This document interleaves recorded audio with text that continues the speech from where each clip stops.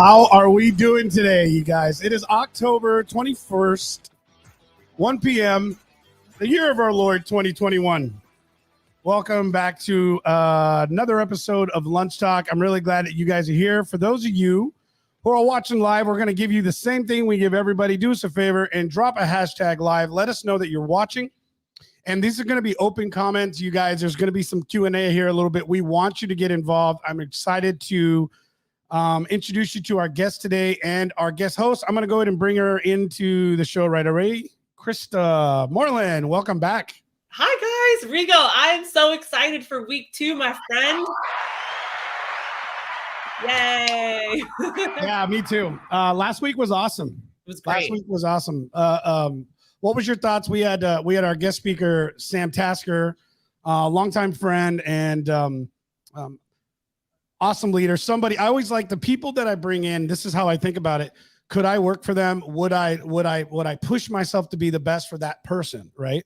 Right. And when I think about that and I look, this is the kind of person that I would be happy to work for, that I start to think, then that's the kind of person I want here, giving, knowledge out to other people as well. What was your thoughts on last week's show and Sam? And So, honestly, one of my first thoughts when he started speaking and he had the insight that he did on leadership was, gosh, there are such good people and such intelligent people in the world, right? Because sometimes we kind of lose sight just a little bit with all the negative things and all of the negative experiences that we see in the entrepreneurial world and in the business world, that when he was on and he started speaking and he spoke from a place of conviction about leading and growing leaders and what he does and how he, advocates that in his world, I was like, gosh, there are good people still out in this world working hard and making sure that they're impacting, generations to come for greatness. And that was my first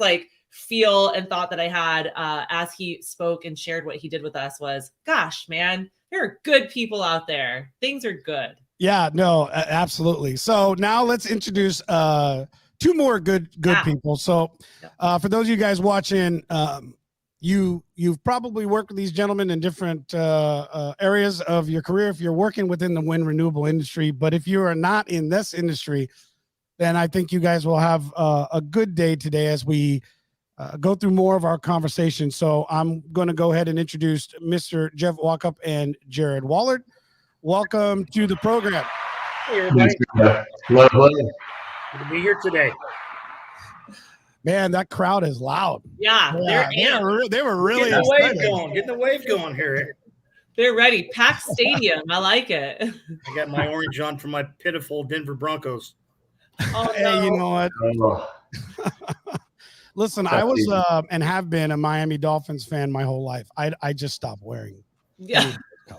Yeah. Resilience Award, Rigo. Yeah. I'm Cardinal Nation, so y'all know the difficulty we have had, but I'm not going to lie, the season's looking pretty good for a Cardinal. Don't jinx it. I know.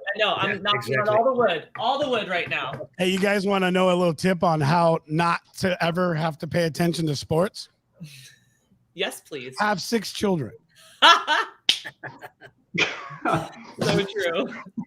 Yeah, have 6 children, and all of a sudden, the whole world could go completely down around you, and you're like, "What? What happened?" Like, I'm looking for toilet paper. That's all I'm worried about. Like when everyone started doing this toilet paper hoard, I was like, okay, you don't have that many butts to wipe. Like, this is not me hoarding. This is like a every other week purchase. Yeah. Right. We have a lot of butts that need wiping, and I don't buy cheap when it comes to my tish. Yeah, we're off to a strong start here. Yeah. I don't know which one of the 11 rules it is, but yeah, we're off to rule number 12 is do not hoard toilet paper. That's true. Yeah. So anyways, as we've been getting into this program, and I've shared with you guys what this was going to be about for me as well. And it's been a passion of mine and has become important for me because really this is the kind of change that I want in myself. And so this has been one of the things that I've been driven to do. And I really wanted to start finding others that have the same passion. And Jeff and Jared, both of you, we've known each other for a few years now. We've worked in different areas together, and I've always enjoyed those off-side conversations that we've had. And I saw that same drive in you. And so when I asked you guys to be part of the show, first off, thank you very much for being here. And what we're going to be getting into a little bit, we discussed learning how to brand yourself last week and the importance of that in a leadership role. Most people don't see, they think that's a sales or marketing aspect. But what I've come to realize, and you two are a perfect example, and Chris as well. If I had not learned to network and build relationship, I would not be able to be influenced by my relationship with you. And so because of that, I have grown. And this is the importance of leaders learning how to get out. And I've seen that in some areas where a lot of leaders don't want to break out. So we went through mentorship, the importance of mentorship, and how when you're in that place where you're struggling, the number one way to get out of that is go help somebody else. Yep. When you give, life gives back. And it's an awesome thing it's just a circle of positivity, right? And it's just it's a valuable lesson I've realized and learned, staying balanced between past, present, and future. And we get into that a little bit more. And so we're going to get into this as we get going. So real quick, before I start getting into the next pieces, you guys, if this is your first time watching, do me a favor. Again, #live. Let us know that you're watching. Also, if you want to be part of our community where we'll let you know when we're doing this again, just #lunch to the number below, 316-799-8052. 316-799-8052. That puts you on just, it's a text. It's not spam. It goes right to my phone. It's just a way for us to communicate, and we'll let you know when we got stuff going. Plus, we're giving away for everybody that attended or signed up for this. We're going to be giving out it's about a 20-page worksheet for everybody. So it's going to be really good. All right. So let's get into this. Keeping it super simple. That was rule number 4. K.I.S.S. Right. And, this is something that I realized is not, it's people say it like, oh, K.I.S.S, keep it super simple or keep it simple, stupid. I've heard a bunch of different references to it, but I noticed it's easier said than done. Yeah. And one of the examples that I found, and I have found that even in my own business, I was overcomplicating it. I see this in a lot of leaders that are expanding. So when they get to a point where they're actually going to, move into a larger challenge, what I see a lot of times is what we do is we try to do it all instead of basically being very focused in the 1 or 2 areas we need to be, creating the process and system where this is, on point, where it runs itself, where the culture is behind it, and then growing. And Netflix was an amazing example for that for me, because Netflix came out with one concept, and that was provide DVD rentals through mail with no late fees. And then in just a few short years, they've become, within the top 5 largest production studios in the world. It's incredible to watch how they became experts in each of those areas. And then they just continued to expand. And of course, it attracted people that built a culture that made the company where it is today. To me, they're an amazing American success story of what it is when you focus on one thing at a time. So I'll bring it over to you, Jared, first. What's your thoughts on that? Yeah, Rigo, look, this resonates well with me, right? Especially in a world where there's so many competing priorities. There's also kind of this fear of missing out. There's this fear of other people's opinion as well. And what that really kind of takes away from is the focus that we need. And when you really think about, what we want to do, and especially just looking around, right, knowing you, knowing Jeff,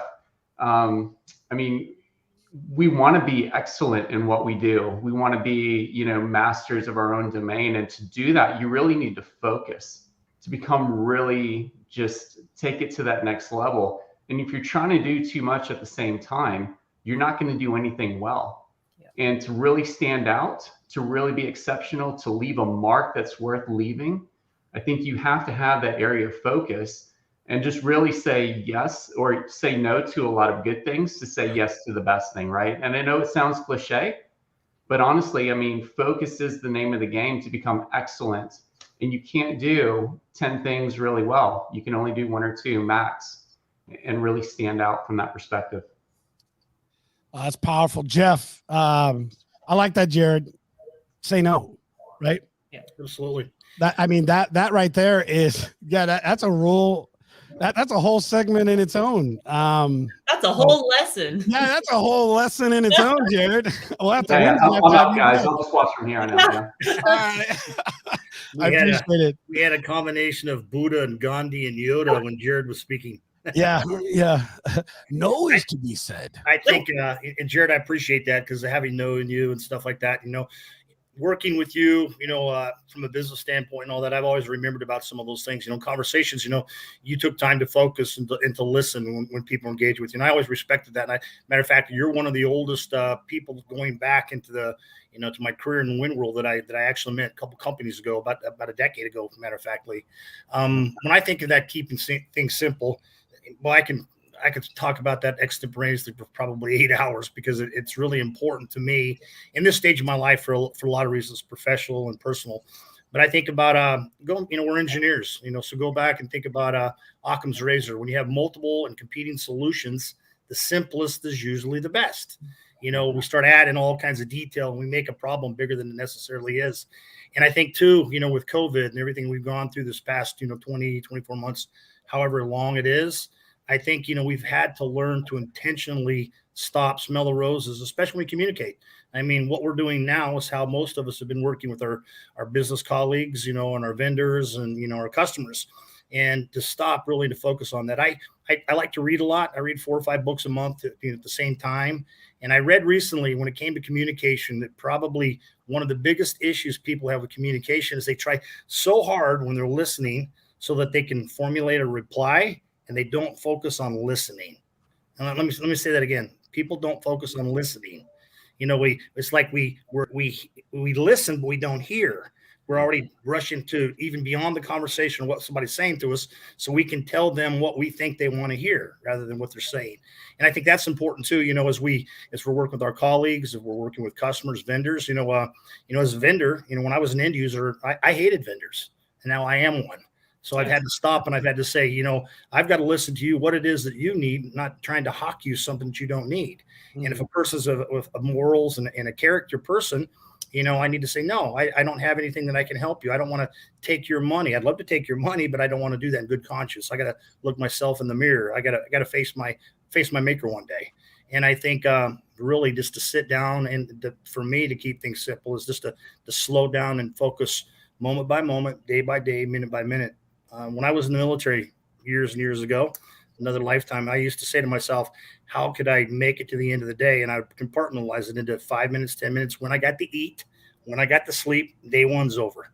Do it again the next day and the next day. So just focus on tasks and, having goals. People say, I'm going to put my goals down on paper, and you got 127 bullet points.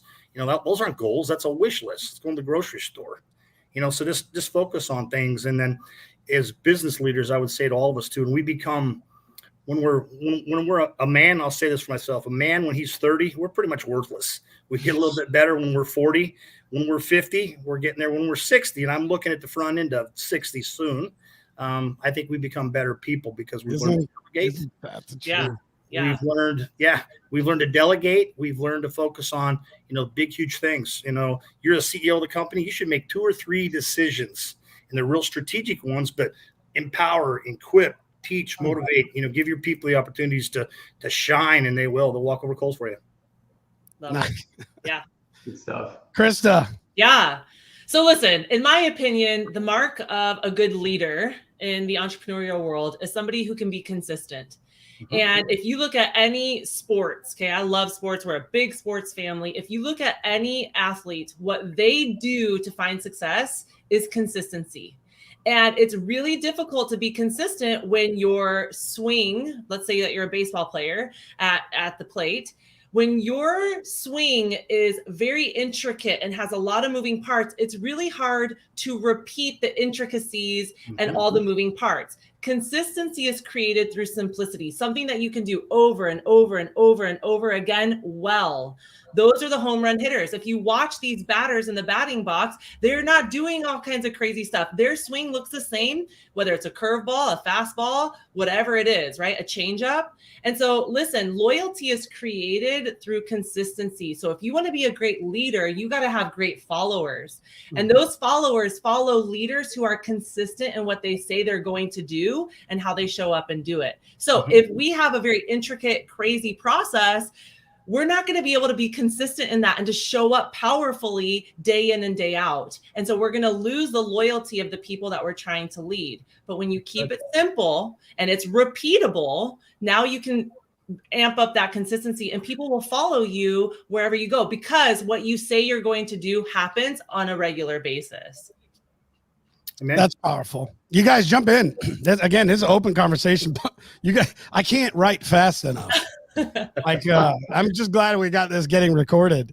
Yeah, exactly. I like the consistency bit. Yeah. I mean, it really matters too. And especially depending on where you sit within an organization, right? Because I would say as a message continues to echo throughout the organization, it actually becomes less clear the further it gets away from kind of the head leader from that perspective. And I think simplicity and consistency of message matters when it comes to that, right? Because again, keeping the entire organization or a team or a person on focus. And I'm also looking at a comment from the comment section here talking about vision, right? If there's vision, there's a clear message and a clear purpose in regards to what you're trying to do. And it either fits that or it doesn't.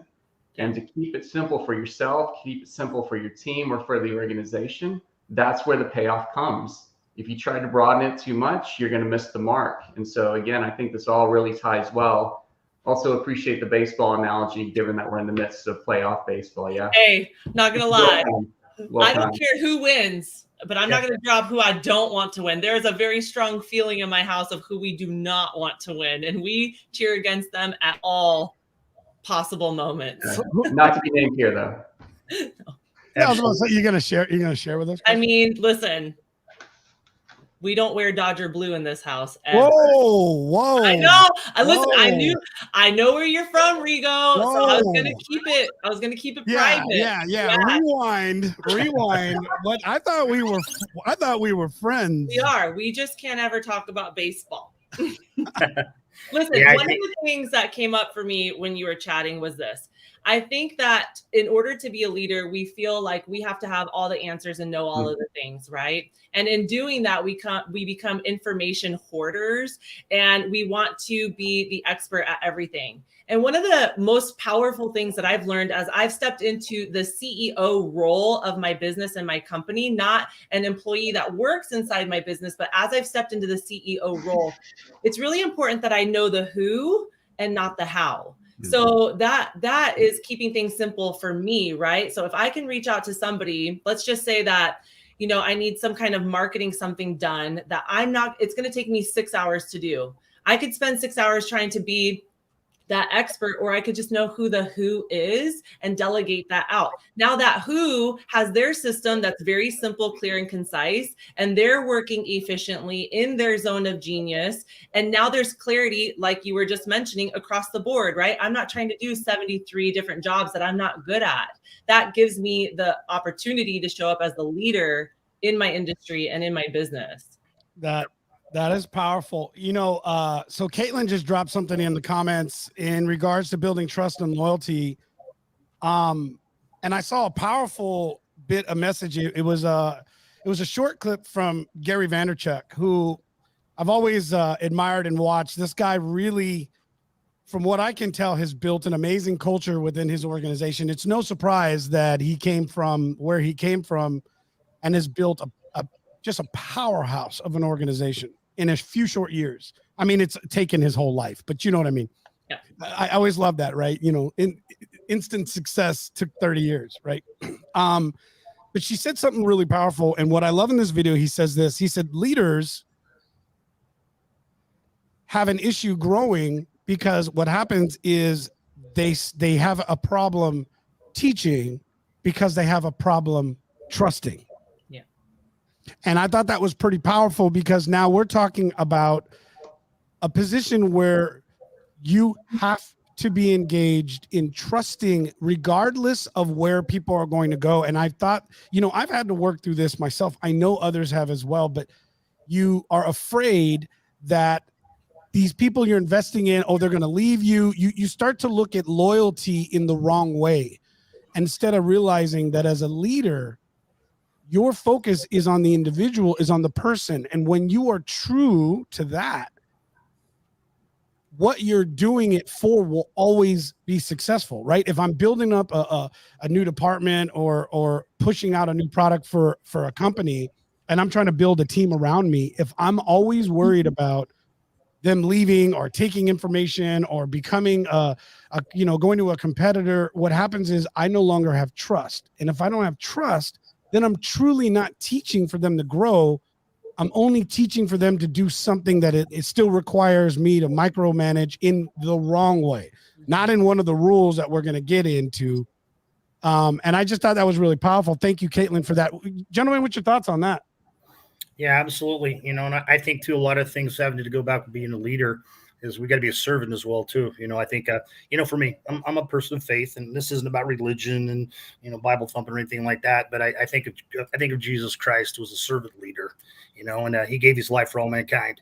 And for me, I've always looked back, and to be a leader, we got to know where we're going, so that for me falls back into the vision and the mission. Here's the vision. Here's the mission. How do we individually all get there? In parts and pieces and stuff. And again, and that delegation portion, I think, is very important too. And I think everywhere we go as people, what we do in our life, we can learn from anybody we come in contact with. Yep. I was coming in, I'm in Cincinnati, or not Cincinnati, but Louisville, Kentucky this week for a conference. And my Uber driver, he and I we're speaking in the car. And I couldn't help but notice, but he had several fingers missing off of his right hand and a few on the left. And I said, hey, my friend, what happened there, if you mind me asking, and he told me, he goes, I was an interpreter in Iraq. And he began to share with me, and I learned so many things about him. And he said, I love our country, and our country's got a lot of divisive stuff going on right now. We know that everywhere you go.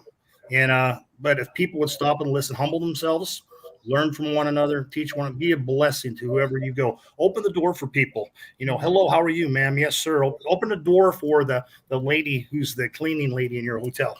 Yeah. Say thank you to people. Just take a little bit of time to really, and that goes back to something we were talking about here another time, Rigo, about keeping the main point, keep the main thing the main thing. The main thing is people. The main thing. I love that. It's good. Yeah, this is great. Like I said, the amount of notes that I'm getting out of this is great. I love it. I'm just, my brain is starting to move into this. But what I don't want to do is get stuck on one topic for the whole show. Yeah, Jerry, go ahead, buddy. Hey, just one last point, right? That quote in regards to Gary. I mean, the point that I heard as well is that, there's a fear-based aspect to that. And honestly, when you're pursuing a vision that's much bigger than ourselves, right? And that's what really good leaders do, is focus not on the person of who they are, but what they're trying to accomplish and what they stand for, which hopefully has longer term impact. You can't achieve that vision being fear-based. And honestly, I mean, it's so rare to have people stay for an entire career with a company or with a person. Yeah. But honestly, once you realize that and you understand that investing in people from the long haul will pay off for those people individually and for the vision, like there's no place for achieving that with fear, bottom line. Yeah. And the second you start getting into fear, it becomes more about you than the vision that you're actually pursuing. There it is. Guess what's going to happen? You're not going to get what you want. Yeah. In my office at home on the back of the wall, I wrote, fear in big letters. And then I, as an acrostic, and I wrote behind it, F, false evidence appearing real. Yeah. And, if we change our thinking about everything, about ourselves, about, our value, our worth, our worth and our dignity is not in our jobs or what we do or any of those things. Our worth is us as a human being. You know what I mean? And I think, if we can replace those fear thoughts in our mind, and all they do is lead to worry. Think about worry. Worry. There's 2 days that don't exist: yesterday and tomorrow. You can't go back and do anything about yesterday. Learn from it. You can't. Tomorrow will never come. That's a day on a fool's calendar. It's going to come, obviously, but we don't know if we're going to take our last breath today. You know what I mean? So we worry about yesterday. We can't do anything about. We worry about tomorrow that may never come. And all it does is destroys the now. So live with purpose, live intentionality. And, this is coming from a guy that was diagnosed, 3 months ago with non-Hodgkin's lymphoma. Yeah. And so I just look at it and I say, hey, I might have cancer, but cancer doesn't have me. And I'm going to live to the fullest today. And it changes every single thing you ever thought about yourself, especially when you thought you're 14 foot tall and bulletproof. Yeah. Yeah. Great perspective. That is powerful. Thank you, Jeff. Jared. Oh, Krista, I told you were going to like these guys. I know. I'm feeling it. Right? So right. Wait till next week too. I mean, this has been a great lineup. I'm so pumped. All of this, Sam, Jared, Jeff, it's been great. This has by far been one of my most exciting times doing this. It's like going to a leadership conference live, right? Like it's right here. Yeah, I love it. Now, and you guys have a lot of life and experiences to share from different angles in your careers. And it's awesome because both of you have this entrepreneurial spirit that has created this entrepreneur personality where you are doing things powerful to build organizations around you. And for someone like myself who loves that environment, but is drawn to creating things like this as an entrepreneur, and Krista being an entrepreneur, I love what you said earlier, Krista, where it's so refreshing where we are seeing that there are powerful men and women out there with this passion and that are building around them and are able to share with us. So this is awesome. Okay. So what we're going to do is we're going to move to rule number 5. Yes. And so rule number 5 is question everything, sweat the small stuff. Okay. Now I'm going to give you a little bit of a disclaimer as to why this is there. Okay. I am not advocating macro and micro management to the degree that goes against what we just talked about. But what I am saying is when you are a leader, and this is one of the things that I have seen in leadership, and I would say like that management leadership, especially within entrepreneurs, is this. They get to a place, there's this celebration in a sort of sense, they have a title, and what happens is they go out, they try to push something, and they stop the momentum. Okay. So what happens is they get out there and they're not reevaluating every single step that needs to be made. As a business owner, as a small business owner, an entrepreneur, and when Jeff, Jared, you guys know me, you've known me for years. You've watched the organizations that I was with. You saw what I was able to accomplish with the help of others. But we got there because every step we questioned everything. I saw this amazing post yesterday. I don't know who said it, but it said, poor leaders, 80% plan, 20% action. Successful leaders are 80% action, 20% planning. And it's interesting because I've seen that in organizations where you spend so much time having meetings and thinking and evaluating and planning, and nothing gets done. Right. And there has to be an action, and you're not always going to have the plan. And for those of us who are in this role, and very, very similar, I have what I do today as an entrepreneur and a business owner is very similar to the feeling and emotion that I had when I was being hired in as a business development manager to bring something new to the market.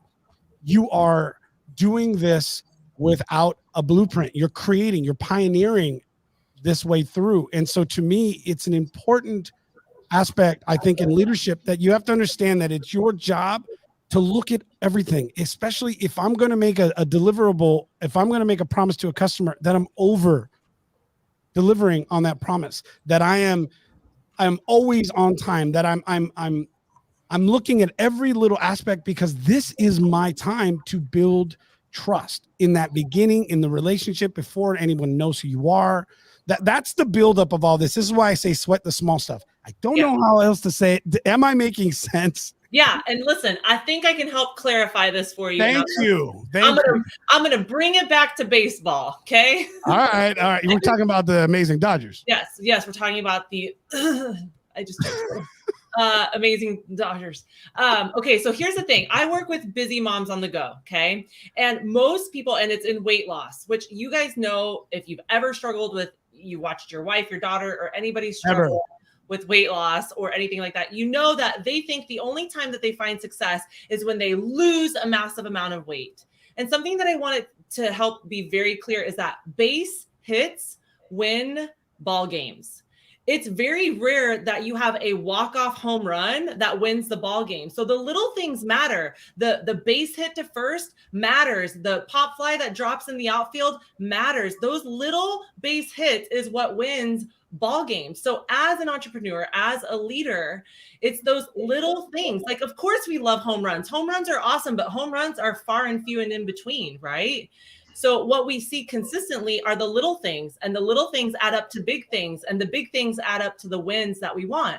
So when we focus on getting to first, getting to second, getting to third, now we can hit home runs in our company and in our leadership. But if we're only focused on knocking the ball out of the park, you're going to strike out, right? That can't be your only focus. You got to focus on the little things. You got to focus on the little wins. And that also motivates your people that you're leading, and it keeps them hooked and anchored in your mission because they can see these little teeny tiny wins. See this right here on my wall? When you focus on the good gets better. That's focusing on every teeny tiny little win that your people have and that you have, because that adds up to big success and big momentum. And that's what we want in our business. And that's what we want in our companies, right? Big success, big momentum, but the little things matter and the little things get you there. Jan. Yeah, I remember there's a ministry here in Colorado Springs called Focus on the Family, and James Dobson founded it many years ago. And he was a fantastic speaker. He was actually a pretty good athlete. He was a collegiate athlete at Southern Cal. And I listened to a message that he says, it was powerful. And he said, if you live long enough, life's going to trash your trophies. And then he took us to a story about he was standing on the sideline at Southern Cal. And it was back, in some of the great heydays. And he was looking on the sideline over there, and he saw this old guy who was kind of weathered down and stuff like that. Didn't really even recognize him. It was Rodney Peete. And at a time when Rodney Peete was a fantastic ball player there, nobody even knew who he was on the sideline. And this Reggie Bush was down there and stuff running everything great. Reggie Bush and his Heisman and all this. But then Dobson talked about it, and then he went to the Southern Cal, and he saw back in an old room where his conference championship tennis trophies were at, and they threw them in a box over there by the garbage. And then he said, if you live long enough, life's going to trash your trophies. So as a leader, and I love your baseball analogy because you're spot on. You get your leadoff batter is a guy who can make contact. He puts the ball in play, doesn't pop out, doesn't swing for the fence, Jason Giambi or somebody, and you get him on base, and then he can maybe steal, and the next guy comes up. Then you get into the meat of your lineup, your third and fourth hitters.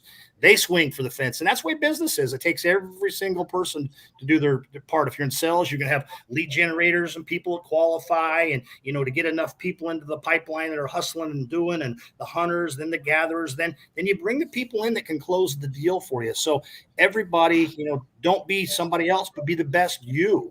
Yeah. Be the best you. I tell that to my guys every day. Man, I wish I could do this like you. Hey, don't be me, be you. Be authentic. Yep. Be authentic. Yep. Jared. No, it's good. Yeah. And as I'm listening to the conversation, right, the one thing that I'm hearing is as well as kind of this fight against complacency or good enough, right? So when we think about kind of what we're trying to do, again, going back to the concept of mastery, I've always enjoyed kind of that thought and that concept. Mastery is really paying attention to the small details, right? I mean, we've been hitting on baseball, so let me change the analogy a little bit to Olympics, right? Yeah. And when you think about who's winning gold and who's just coming in maybe a top 5 finish, right? The time between those two, not much. Yeah. But you better believe the amount of details that it took and the amount of attention from, eating to training to listening, kind of the mental aspects as well. Like all of this plays into that difference between a top 5 and a gold finish there as well. Yeah. So I think this kind of resonates well, right? It's not being satisfied with the good enough. It's going that extra mile. And then also, Rigo, you hit on a point of saying, look, once it's set, right, that's not the end, because the world is evolving, the marketplace is changing, and you have to pay attention. You have to challenge everything. Again, why? Because complacency will end up being the death of whatever you're focused on. And so how do you now focus and create that, we'll call it habit, of paying attention to the small things, challenging the assumptions, and making sure that you're ready to pivot, all under the umbrella of the vision and the mission that you're focused on achieving. Yeah. Oh, so good. Absolutely. Absolutely. And Krista, Yeah. just so you know, because I know you love doing this, and you are the co-host. Okay. Yeah. Yes. And so we can't kick each other like under the table, where you can tell me you're going to chat. So you just need to be like, "Brr." Okay. Hold it. Yep. Okay. I'm just saying, you just need to like jump on it, and I'll let you go. Yeah. I'm gonna have to find a virtual way to kick you under the table. Give him a safe word. Tomato. Yeah. We need a safe word. Safe word, Krista. It's got to be something visual. So like I do something like this, or absolutely. In the material that we're putting together. By the way, I'm gonna just take a second here. If you're watching, do us a favor, please drop a hashtag live. That's important. Yeah. We want this to be seen, and we want you to follow us. So if you like the content, follow us, please. Follow our LinkedIn channel, our MW Partners channel. Follow me. If you're on LinkedIn and you don't understand how to do that, you can also connect with me, and I'll help you out. It's really not that complicated, but that's how you're going to find out more about this information. Also, we want to let you know, if you want to be a part of this, if you're in the States, it's important that I tell the difference. If you're in the States, all you have to do is hashtag lunch, the 316-799-8052. That puts you in community. It's a way for us to communicate with you. It's just a simple chat function. The great thing about it, it's got a lot of privacy. I don't even know your number, but it's a way for you to have mine, and we can talk that way. And I also will share a lot of free material and give you links to videos when we post them. So we maybe do 1 or 2 texts a week. And that's all I have to say about that one. When I was putting this together, and we are for everybody that attended and anyone signed up for the event, we're going to be giving this away to you guys for free. We've been working on a pretty large document. I go into little details of some companies that did not sweat the small stuff, because what happens is complacency. And I forget which one of you had said it, and it's powerful, because what happens is you get into a place of complacency. This isn't just for the individual that's been doing something a long time, right?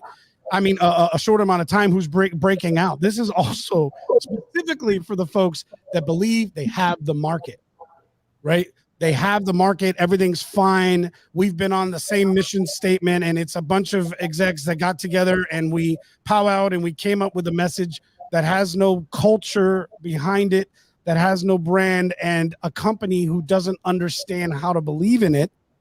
And what happens is you become the next Blockbuster, Radio Shack, Toys R Us, JCPenney, Montgomery Ward, Xerox, Nokia, Yahoo, Segway, IBM, Macy's, Hitachi. The list goes on powerhouse companies, 100-year-old companies that believed they didn't have to sweat the small stuff. They didn't have to sweat change, innovation.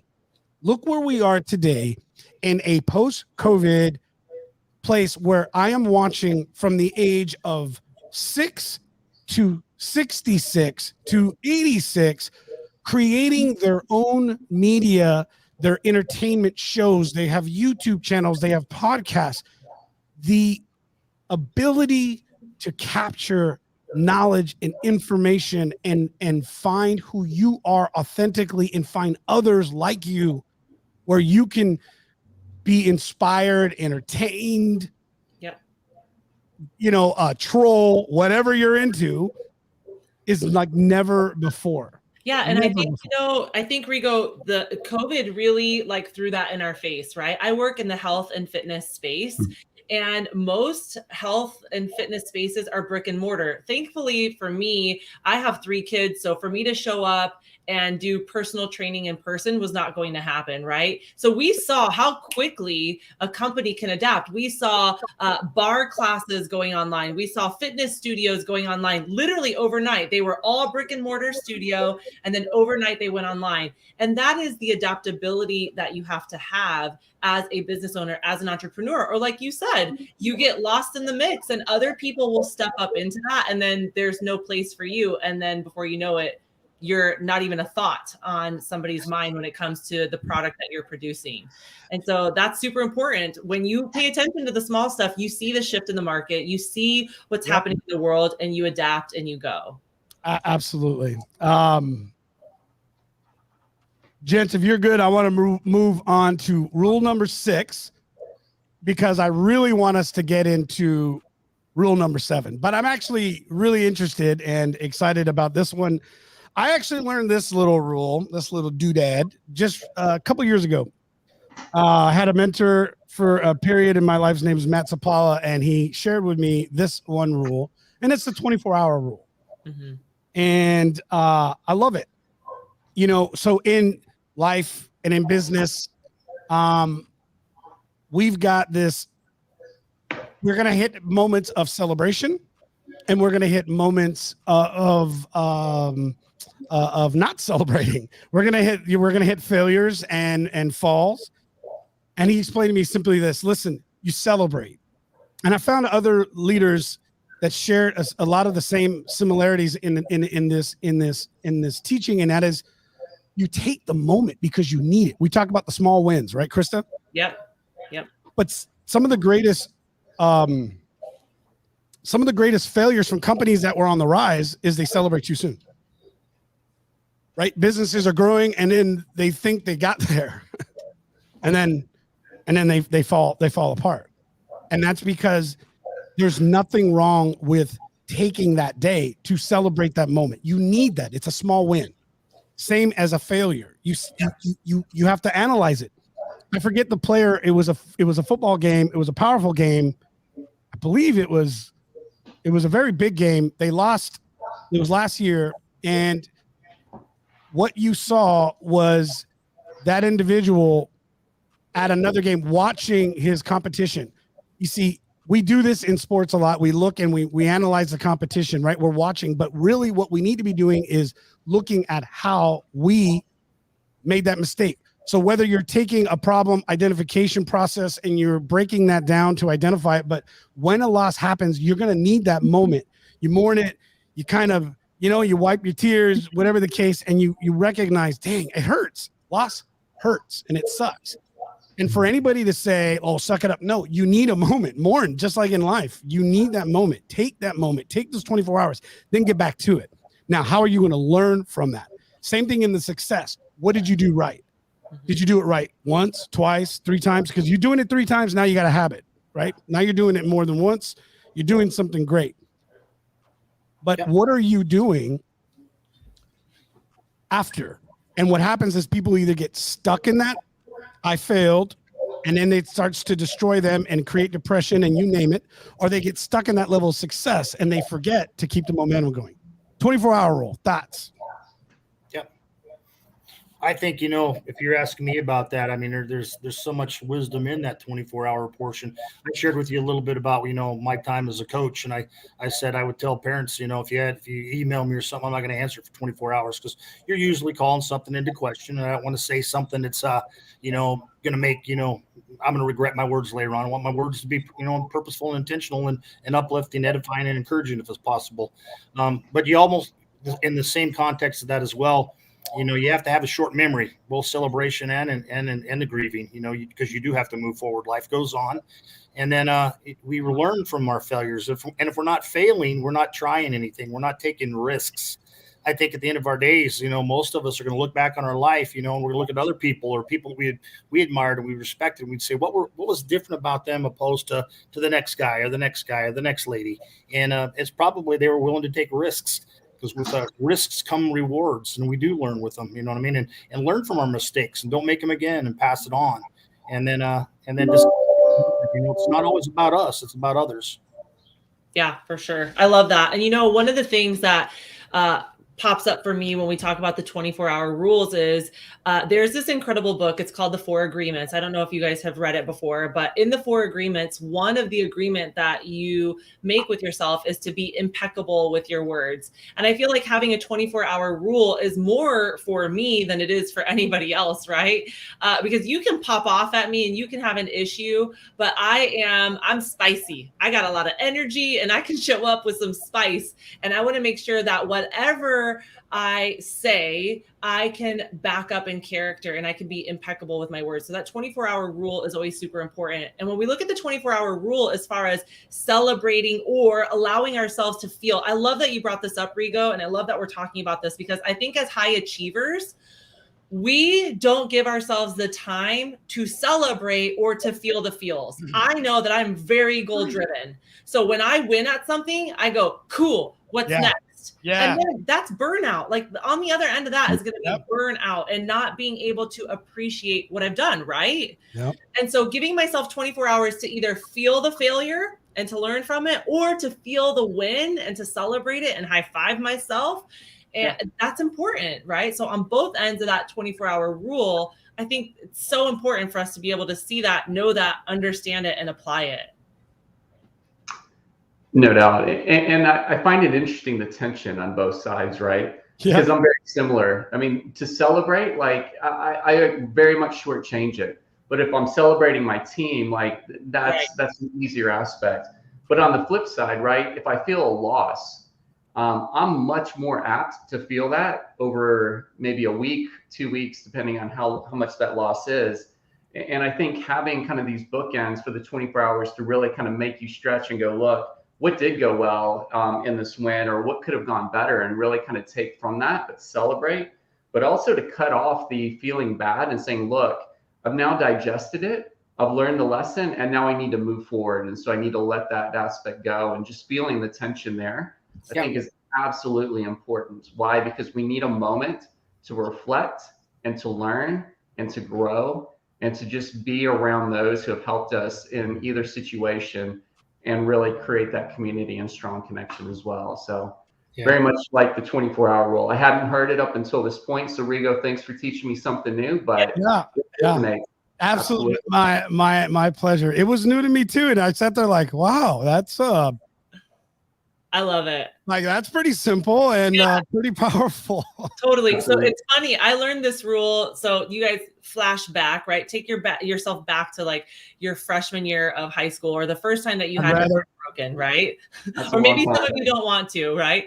So I can remember one of the first times that I had my little heart broken. My mom was so good about telling me, girl, like take the day. You can be sad today. You can cry about it. You can be in your feelings. You can feel all the things about it. And then tomorrow morning, you're going to wash your face. You're going to go to school and you're going to dominate your day. And so my mom was always really good about giving me that time to feel those things and then to move past it. And if we can teach our people, our leaders, our employees, our loyal followers that, listen, these moments are going to happen. Having those feelings are healthy. They're good. But like you said, let's not dwell on it for 3 weeks. So it holds us back from finding success. Yeah. Good word, sister. Preach it. I think too, not only take the 24 hours to celebrate and grieve and all that, but apply the concept. You know, it might not be 24 hours, but apply the concept onto the things we say. You know, you can tell if a person's got a heart problem by the words that come out of their mouth. You know, I mean, they complain, they snivel, they whine, they tear stuff down. And I've told my people, I said, hey, we're not here about complaining. We're about providing solutions. So if you're going to complain, you better have 5 things behind it. Come with alternatives to correct that problem. If you've got it, I want to hear it. Yeah. But if we can change that whole concept, think about what husbands say to their wives say to their husbands, parents say to their kids, you know, bosses say to their subordinates, you know, employees say to the bosses, you know, and if we think about, you know, it's not about us, it's about others, you know, our world would be in a whole much better place. We don't need so much self-aggrandizement, you know what I mean? And maybe a little bit of self-sacrifice. Good words, Jeff. Yeah, love it. Powerful. So 24-hour rule, that is rule number 6. Yes, it is. I just drank water and apparently it just like my we know that's vodka in that bottle. Yeah, don't lie to us. Hey, I'm a whiskey dude. Right. I'm a whiskey guy. It's gonna be. It won't be clear. I promise. Right. I promise. Unless I'm at a show, then it's clear. Or I'm in China, then for sure. So that way I can keep it's water. Right. Yes. I got to do this all night, right? You know how it is. Clients, it's like their first time out. When you're in BD, man, you're doing this every week. You can't drink like that every week. We're gonna die of liver failure. That's right. That's a nutritional hack. Y'all didn't even know you were going to. I don't know if you guys knew that. That's why you always work. Yeah. All right, I'm about to let the secret out. That was a bonus right there. All right, I'm about to let the secret out. You good BD guys, you know the trick. Always have a coat because you got to have a water bottle, nice and small. You bring your drink down and you just keep it filled with water. Or you're I got it. I got the check. And you go to the bartender and you're like, every time I order a drink, you're going to half it. Or you're going to start just putting water in it, no matter what. You always preset it because I got business to close and I can't get drunk. That's right. So, nobody wants to be a fool. Little tip. Got to let it out. Sorry, Jared. No, that's good. That's good. I'm messing with you. All right. So that was a little bonus. Okay. So we're going to get into the last one for this program. And remember, you guys, if you like this, please do us a favor. Join us next week. Yep. We're going to get this rebroadcasted too. What we'll do is it's playing live on our YouTube channel. We haven't really pushed and promoted it, but we'll have all those there. We're still organizing it. YouTube hasn't been our huge focus, but we're starting to get it together now so that you guys have a place to find this stuff later. So it will be there again. So if you guys want to watch it later or reshare, and just do us a favor, if you're watching after live, drop a hashtag replay in there. Also, if you are international and you want to know more about the stuff that we're doing, just drop something in the comments. Tell us that you want. We'll send you a link where we can get your email, and we'll send you notifications and a link to get the 11 rules document. All right. So rule number 7, bad times create innovation. Yeah. John Wooden, UCLA head coach, basketball, great John Wooden, had said that, and I love this comment from him, when opportunity knocks, it's too late to prepare. And I heard this comment said by another gentleman in leadership, John Maxwell, who we're going to get into next week on some of the stuff that he had said. And that's how I found out. And so I went and researched who he was, and it was powerful to see just what he did in the period of time that he was at UCLA. And when you listen to someone who has that character about him, it's not shocking to see that that he had such a record, right? And it's interesting. You see leaders that do great things. I don't know if you can see here, but I got Lombardi up on the wall. Like, you never find a leader who's done amazing things who doesn't have this type of wisdom to share, right? Not odd, right? It comes with it. But when you look at times when it is tough, what I find is that this is the greatest opportunity and moment for leaders, parents.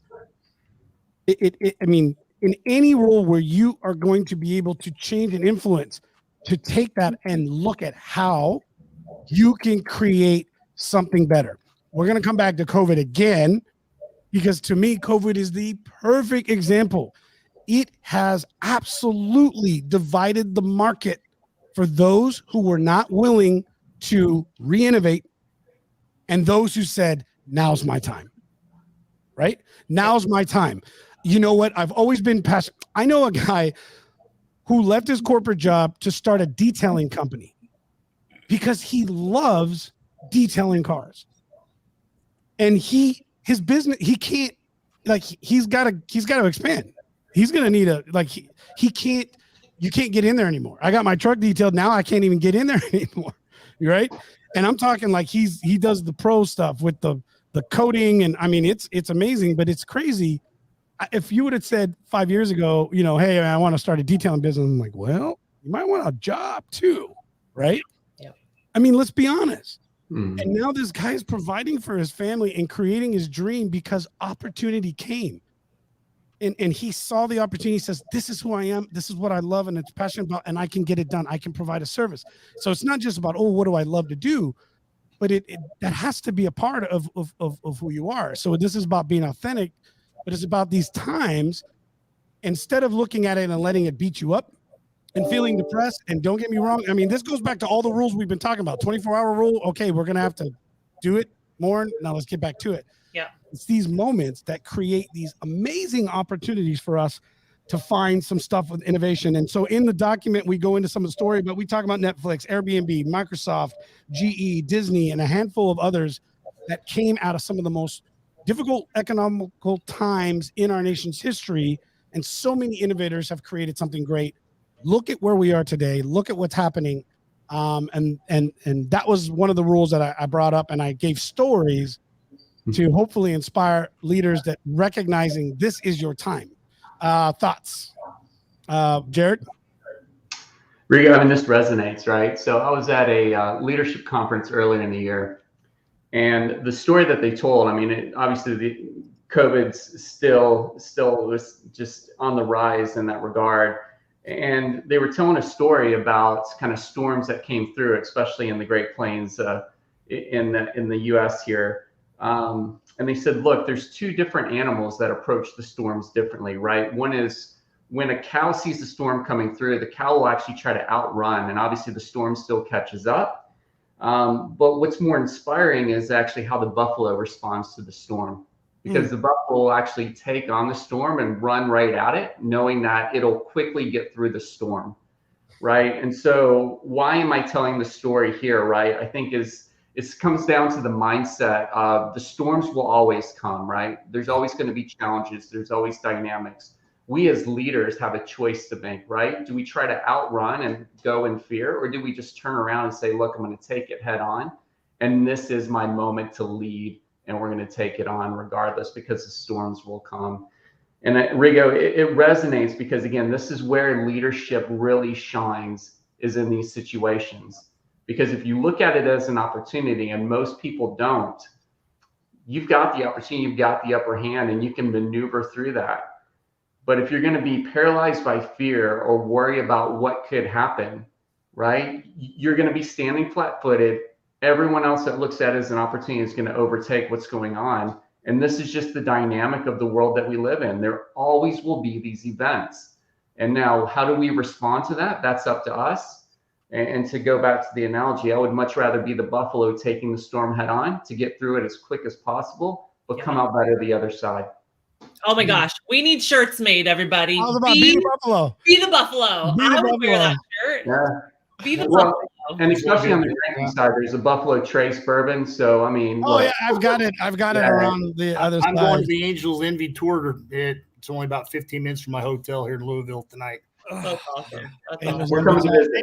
Angels Envy is also awesome. I had to go all the way to a t-shirt or some bourbon. What do you say? There you go. Thank you, bro. I had to go all the way to. You kind of freaked me out a little bit there, Don. I was like, what the? Jared, I thought about that too, and that is so apropos, because when you think about that, it's like, okay, we can take this thing on, or what can we do, and or just run from it, And two little stories that I will share really quickly. My boss, a lady named Heather Nichols, fantastic leader, fantastic boss. And she's a lot of things she does is just amazing. But this year, right in the middle of COVID, everybody can use the reason we're going to lay people off and scared and downsize and fire sales and all that other kind of stuff. But in the midst of that, she decided to move forward with, our headquarters is in Edmonton, but she says, we're going to move forward with an additional expansion down in Irving, signed a 10-year lease of the building, about $3 million just for the construction build out, about $3 million for all the testing instruments, spectrometers and FTIR machines, gas chromatography, 2 scanning electron microscopes, just tons of stuff. And she said, I'm not going to live in fear. I'm not going to let circumstances control my life and the destiny of our company. And I'm going to make sure that all of our people, we're these big ISO 17025 testing labs. She says, I'm going to make it so that our people, as much as possible, can work from home, do all the things they possibly could. And then to watch the company grow like 324% in that time in the States because of not living in fear. And then another thing, when you were talking about John Wooden, I got to meet John Wooden when I was in eighth grade to a basketball camp. He was long been retired and stuff, but he was fantastic. And he personally shared with me the story about Bill Walton. When Bill Walton went there, in the early 70s when they had those back-to-back national championships, undefeated seasons, he says Bill Walton showed up on campus. He had long hair, bell bottoms, Birkenstocks, beard. And he goes, John Wooden says to him, well, Bill, we don't have facial hair and we wear suits and ties and we get our hair cut short. Walton says, not going to do it. Bill Walton said, and the coach said to him, Wooden, John goes, well, Bill, we could have done some amazing things together, but have a nice day. So the next day, Bill Walton comes to practice, suit and tie, no Birkenstocks, no beard, cut his hair. And the point being, for good leaders to take on challenge, they have to be willing to make hard decisions. And sometimes the hard decisions, it's the needs of the totality of the system, not the one, to get him over. And the rest is history. We know what Bill Russell did, and we know what or Bill Walton did, and we know what John Wooden did. And they won some great games and some national championships back-to-back, undefeated season. And that has nothing to do with the suit or beard. It had to do with the culture. Absolutely. Yeah. That John Wooden was creating, right? I mean, you said something powerful there. Years ago, when I had stepped into a role for the first time, leaving one of the organizations in our industry where, I was running Sightstem, where now I was in charge of larger operations. We had I remember this, and it's funny, our wives, God bless them, the amount of wisdom that they give us, if we listen. If we listen, Krista knows my wife. I'll put this on repeat. Yeah, whatever. She might be watching, she might not be. But there was a technician who had me over the barrel, right? And I didn't have a lot of skill sets. And I was going to give him what he wanted. And she reminded me, you start that now. You're going to create a culture in what you want to build going forward that's going to be a poison. And I remember I let him go in fear, going, he's the only technician I had who had, like, at that, it was a Vestas turbine that had Vestas knowledge. The rest of us had no idea what we were doing, but we just picked up a contract and we had to figure it out. Yeah. And I think it was amazing, Krista, what happened. Go ahead, girl. Yeah, I think you nailed it right there, right? Like, anytime that we have something, the greatest things are created out of necessity, right? And so we have to, instead of, I'm going to go back to the whole idea of the buffalo, right? Like, you have to welcome the storms, because the other side of the storm is always innovation. It's always a level up. It's always better. And Americans and people in general, we love the underdog and we love the comeback. But if you don't ever allow yourself to have those moments, and if you're not failing, let's be honest, you're likely not very successful. And so, I mean, do I want a life of non-failing to spare myself those feelings? Hell no, because I know what's on the other side of failing is leveling up, growing, wisdom, and getting to where I want to be and finding those achievements, right? And so the greatest things have been created out of bad times because there's been a need and somebody has stepped up and filled the need. And so when I see a storm coming, I'm not jacked. I'm not like, let's go. But I'm also like, okay, we got this. We can do this. Like, let's go. Let's see what's on the other side of this, right? It's the calm. We were kind of joking before the show started, 10, 9, 8, and Houston, we have a liftoff. And, Tom Hanks, in that movie Apollo 13, that mission, when you go back and you look at it, it was considered to be the successful failure. They didn't make the moon, but what they did do is they got the crew back home safe. You know what I mean? And remember that scene where they go in there and they've got the jet propulsion guys and Lockheed Martin and Raytheon and, all the smartest minds NASA's got in their phone book cover and, duct tape and all kinds of stuff. They had to figure out a way to make a filter for those people. And necessity is the mother of invention. Desperate times require desperate measures. And if we looked at that, if your life's on the line, what do you do? I mean, I know what I'll do. I've seen my life flash before my eyes many times, and we're going to move heaven and earth. If you're a mama, if somebody threatens your children, what are you going to do? You know what I mean? Yeah. And so we get down and dirty. We ruck up. We do whatever we need to do. That's right. Jared, any final words on this? I'd love to hear from all you guys, and we are coming to an end. We're a little bit over time, but this has been so good. I didn't want to stop it, but I want to be conscious of your times You've given me an hour. I'm grateful for it. And I want to give you that opportunity to get back to what you guys were doing. Although it's not going to be nearly as cool. I got it. I know that, but True. But Jared, I'd love to kind of get some final words from you on all of this, kind of a wrap up for this week's program. I don't know if you can give me anything better than Be the Buffalo, but Be the Buffalo. No, I understood. Rigo, I mean, there's a lot of thoughts going on in the mind, especially, I mean, this has been a great discussion. I've personally learned quite a bit, but I do think just coming back to a few points, right? I think being clear on kind of your vision and mission personally and as a company, I think is absolutely important for everything that we just discussed here. Yep. We've touched on, fighting of complacency, kind of getting out of the aspect that it's all about me, but it's more about the mission and the vision of what's going on. I think these are some of the underpinnings that really differentiate, I would say, okay leaders with great leaders, right? And that leader that is pursuing mastery, focusing on the details there. So if I were just to underscore it, I would say be very clear, laser-like focus on what you're here to do and what you really want to rally your team around. And then just get after it and let the distractions be, but make sure you're saying yes to the one or two things that are going to matter the most and master it and leave your mark. That's awesome. That's a great summary. You rocked it. Yeah, these guys are so well spoken. I know. Like, I want to talk like that. I know. So eloquent and put together. I like it. I know a lot about whiskey. And we need to have that someday, Rigo, for sure. Well, we have. It's been a few years. That is for sure. You and I. Yeah. You're more of a Scott guy, though, right? For this event, yeah. What was that? I said I was waiting for a bottle to show up today for us, yeah, but I'm still waiting. I do have a Colonel Taylor sitting on the shelf. I'm gonna be popping that later. Yeah, enjoy. Jeff. I think, it's always a pleasure to be around other people. Strong personality, strong leaders need to gravitate towards the same thing, and I would say to all of us as leaders, I was telling my team yesterday when we're at a trade show and we're walking around, and I'm just, it's a pleasure to watch, younger people coming into the industry and to be able to just pass on things, and I said to them, a couple things. One is be hyper accountability, own your actions, be accountable to yourself. Most importantly, be accountable that you do the right thing, be a person of good character and conviction and integrity.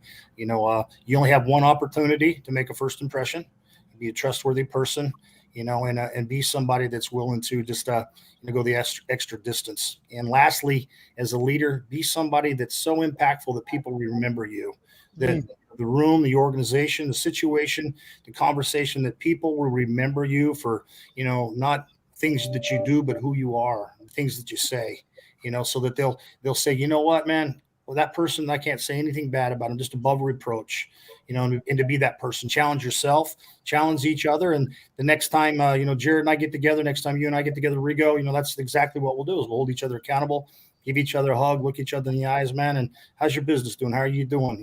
Get in your grill. Are you treating mama right? Are you treating the family right? Are you spending time doing the things that you need to be doing? How's your team doing?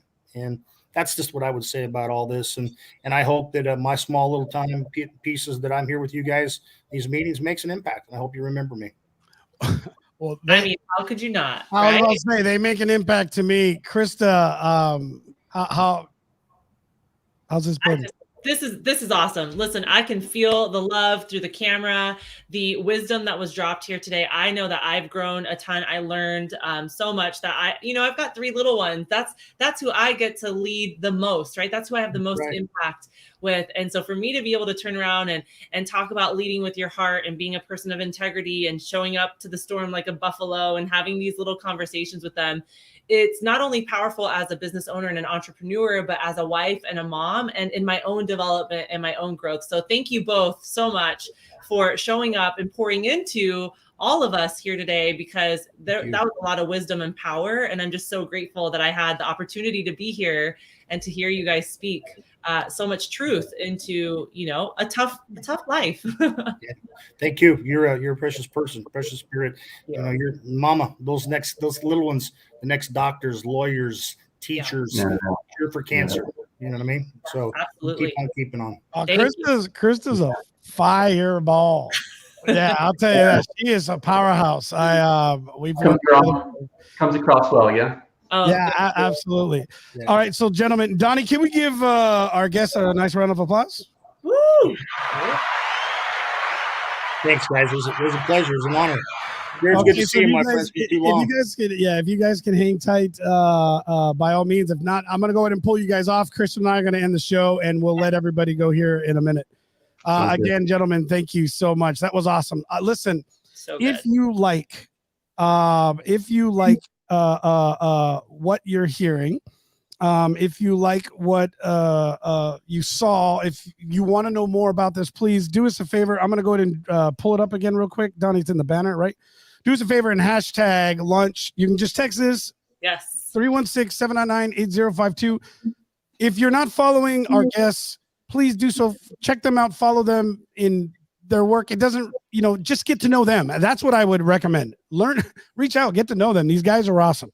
This is not about plugging in and how we can connect that way, but it's about learning how to make ourselves better. Krista, who's recently getting into the LinkedIn game, I'm glad she's here because there's a whole community that needs to hear her powerful message and what she can do. And I'm excited to start having her on more as a guest host for this program as well. Thank you, Krista, for being a part of this. I appreciate it. You guys, let us know your thoughts. Drop more things in the comments.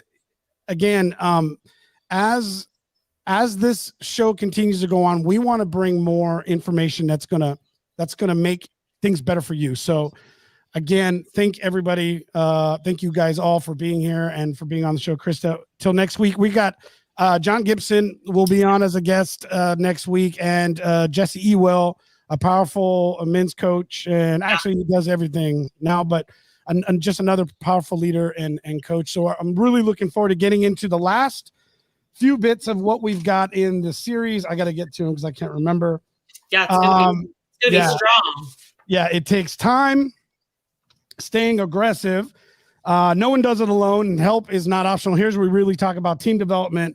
Yeah. And the most important rule in our list, number 11, learning to make mistakes. Ooh, so that's make mistakes. Actually looking for those opportunities, not to do it on purpose, but knowing that it's coming and being ready for it. We'll talk more about that later. Donnie, thank you very much for running and always doing what you do. Our great producer, director. And do we have what we need to let these guys go? I think so. All right. Well, thank you guys very, very much for being a part of Lunch Talk this week. We will see you next week. Same place, 1 p.m. Central Time, right here. LinkedIn. You can follow us on our YouTube channel as well and catch it there. Let's go ahead and, I guess, run the outro. Bye, y'all. All right. See you guys later.